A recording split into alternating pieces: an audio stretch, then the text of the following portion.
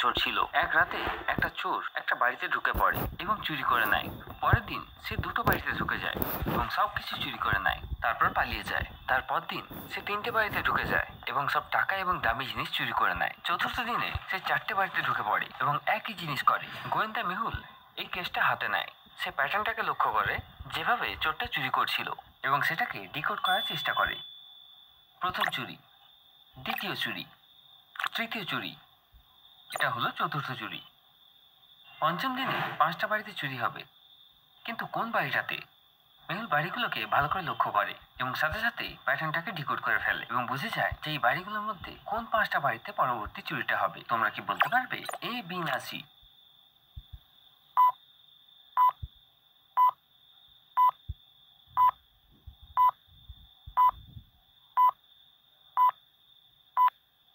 চলো উত্তরটা দেখে নিই। পরবর্তী চুরিটা সি প্যাটার্নে হবে। তোমরা যদি ভালো করে লক্ষ্য করো তো বাড়িগুলো একটা প্যাটার্ন তৈরি করছে।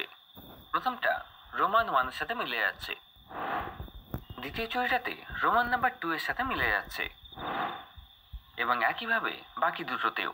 তো পরবর্তী চুরিটা সেই বাড়িগুলোতেই হবে যেখানে রোমান নাম্বার 5 তৈরি আছে। চলো পরবর্তী ধারণাটা দেখে নিই। পৃথিবীর সবচেয়ে বিখ্যাত পেন্টিং নিউ ইয়র্কের মেট্রোপলিটন মিউজিয়াম অফ আর্টে প্রদর্শিত হচ্ছিল। প্রচুর লোক এটাকে দেখতে আসে, কিন্তু তার পরদিন থেকেই এই পেন্টিংটাকে খুঁজে পাওয়া যায় না। আমাকে ডিটেকটিভ মেহুলকে কন্ট্যাক্ট করতে হবে, আমাকে জানতে হবে কি হচ্ছে। মিউজিয়ামের ওনার মেহুলকে কল করে। মেহুল যথারীতি মিউজিয়ামে পৌঁছে যায়। ওনার বলে যে কাল রাতে মিউজিয়ামে 3জন গার্ড ছিল, যে 3জনের মধ্যে একজনকে সন্দেহ করছে। মেহুল সবাইকে জিজ্ঞাসাবাদ করে।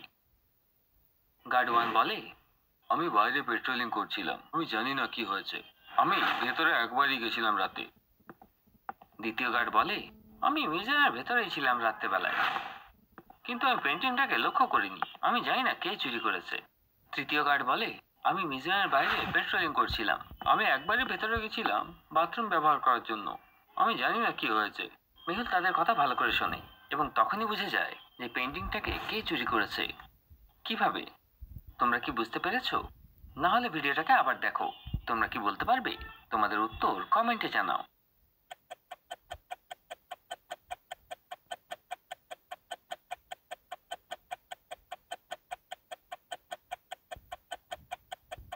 ভালো করে দেখো, তারা সবাই পৃথিবীর বিখ্যাত পেন্টিং এর সাথে ছবি তুলেছে। এই ছবিগুলোতে ব্যাকগ্রাউন্ডটাকে ভালো করে দেখো।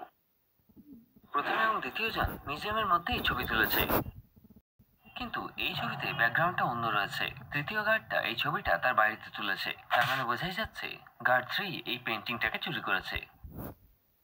বেন একটা বড় বাংলোতে থাকে। একদিন তার বাড়িতে চুরি হয়ে যায়। সে তখনই ডিটেকটিভ মেহুলকে তার বাড়িটা দেখে নেয়। মেহুল বাড়ির প্রবেশদ্বারটা দেখে এবং বারান্দাটা, এবং দেখে যে লকটা ভাঙা হয়নি। চোরটা লুকোনো চাবি দিয়ে ভেতরে ঢুকেছে এবং চুরিটা করেছে।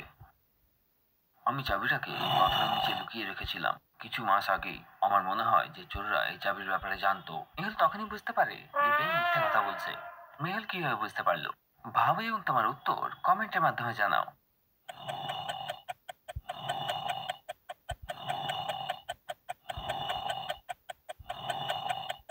চলো উত্তরটা দেখে নি। যদি বাগানে এত বড় পাথর রাখা থাকে তাহলে তার নিচে ঘাস থাকবে না।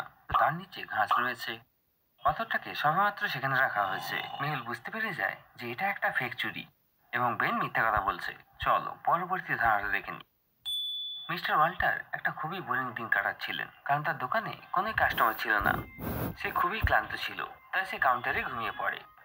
একটা লোক তার কাউন্টারে ঢুকে পড়ে যখন সে ঘুমোচ্ছিল, এবং তাকে ঘুমোতে দেখে সে 1000 টাকা চুরি করে নেয় এবং সেখান থেকে পালিয়ে যায়। কিছুক্ষণ পরে সেই লোকটা তার কাছে ফিরে আসে এবং $300 একটা হেডফোন নিয়ে নেয় এবং তাকে 1000 টাকার নোট ধরিয়ে দেয়। তিনি $300 রেখে তাকে $700 ফেরত দেন। তাহলে মিস্টার ওয়াল্টার টোটাল কত লস হলো?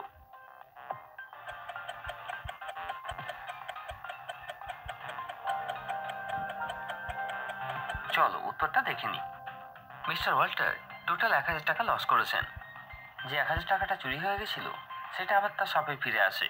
তারপর ওয়াল্টার 300 টাকার একটা হেডফোন বিক্রি করেন এবং 700 টাকা ফেরত দেন। তো সেটাও একটা লস হলো। ড্যানিয়েলকে তার বাড়িতেই খুন করা হয়। এই ঘটনাটা বিকেল 4টের সময় হয়েছিল। তার ওয়াইফ ডিটেকটিভ মেহুলকে তার বাড়িতে ডেকে নেয়।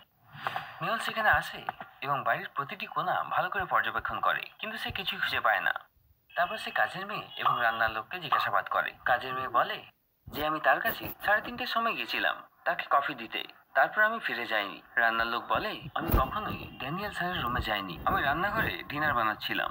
ড্যানিয়েলের ওয়াইফ বলে আমি তার রুমে 3:45-এ গেছিলাম, সে তার কম্পিউটারে কাজ করছিল এবং সে কফিও খাচ্ছিল। প্রায় 3:50 নাগাদ আমি আমার রুমে ফিরে আসি। মেহুল তখনই বুঝতে পারে যে কি মার্ডারটা করেছে। কিভাবে ভাবো এবং তোমার উত্তর কমেন্টে জানাও।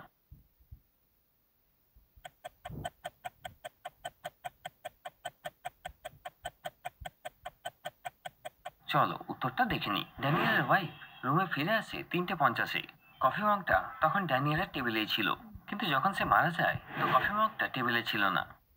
শুধুমাত্র কাজের মেয়ে সেটা নিয়ে আসতে পারে। সেই কাপটাকেই ডাইনিং টেবিলে দেখা যাচ্ছে, অর্থাৎ কাজের মেয়ে ড্যানিয়েলকে মেরেছে যখন সে কাপটা নিতে গেছিল। মেহুল তখনই তাকে ধরে ফেলে। চলো পরবর্তী ধারাটা দেখে নি। মাঝে একদিন পুলিশ স্টেশনে যায় এবং সেখানে গিয়ে সাহায্য চায়। স্যাম এবং আমার কালকেই বিয়ে হয়েছে। আজ সকালে আমরা হানিমুনের উদ্দেশ্যে রওনা হয়েছিলাম। সে রাস্তাতে একটা কাদায় আটকে পড়ে। আমাদের গাড়িটা এগোচ্ছিলই না। আমরা গাড়িটাকে কাদার থেকে বার করার চেষ্টা করি, কিন্তু আমরা বিফল হই। আমি স্যামকে সেখানে রেখে জঙ্গলের দিকে সাহায্যের জন্য বেরিয়ে পড়ি। আমি যখন ফিরে আসি তখন সে মারা গেছিল। এসব শোনা মাত্রই ইন্সপেক্টর জর্জ তাকে ধরে ফেলে। কেন সে এটা কেন করলো ভাবো এবং তোমার উত্তর কমেন্টে জানাও।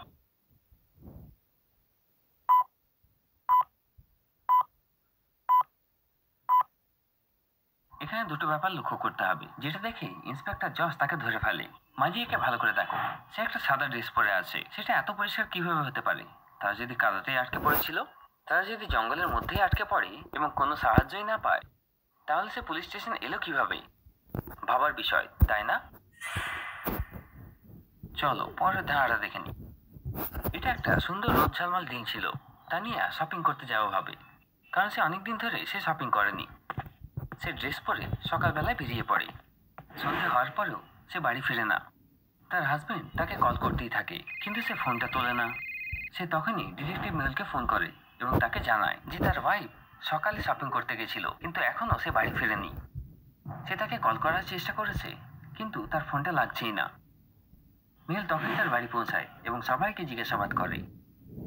তানিয়ার মেয়ে বলে আমি আমার মায়ের সাথে আজকে শপিং করতে যাচ্ছিলাম, কিন্তু তিনি সেই প্ল্যানটা ক্যান্সেল করে দিয়েছিলেন এবং আমাকে বলেছিলেন যে অন্য কারোর সাথে তিনি যাচ্ছেন। তার কাজের মেয়ে বলে আজকে আমি ম্যামের সাথে শপিং করতে যাচ্ছিলাম, কিন্তু তিনি আমাকে বাড়িতে থাকতে বলেছিলেন। তিনি বলেছিলেন যে তিনি একজন বন্ধুর সাথে যাচ্ছেন। তার হাজবেন্ড বলে আমি দুপুরের পর থেকে অফিসে ছিলাম।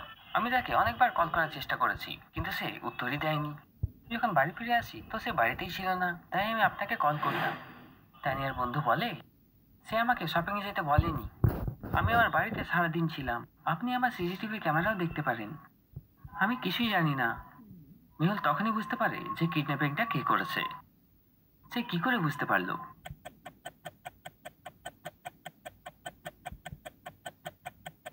চলো উত্তরটা দেখে নি।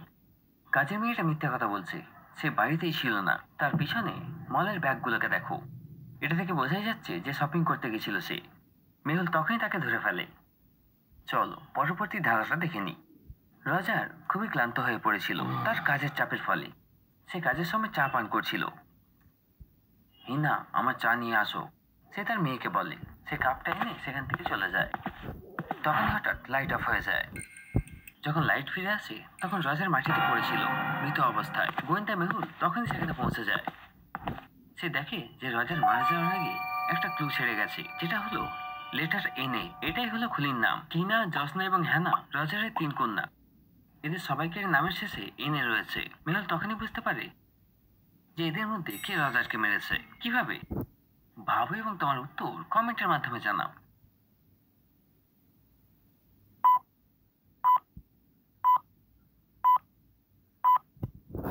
চলো উত্তরটা দেখে নি।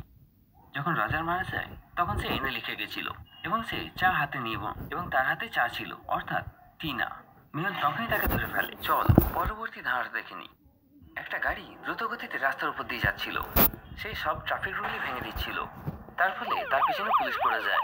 গাড়িটা একটা রেস্টুরেন্টের সামনে গিয়ে দাঁড়িয়ে পড়ে। দুজন যুবতী মেয়ে গাড়ি থেকে বেরিয়ে আসে। ইন্সপেক্টর ইন্সপেক্টর গ্যাগ তাদেরকে আটকে নেয় এবং তাদেরকে জিজ্ঞাসাবাদ করে, তোমাদের মধ্যে কে গাড়ি চালাচ্ছিল? তাকে অ্যারেস্ট করা হবে ওভার স্পিডের জন্য। দুজনে অস্বীকার করে, আমি করিনি, এটা ও করেছে। দুজনায় দুজনকে দোষ দিতে থাকে, কিন্তু ইন্সপেক্টর গ্যাগ তখনই বুঝে যায় যে কে গাড়িটা চালাচ্ছিল। তোমরা কি বলতে পারবে? তোমাদের উত্তর কমেন্টে জানাও।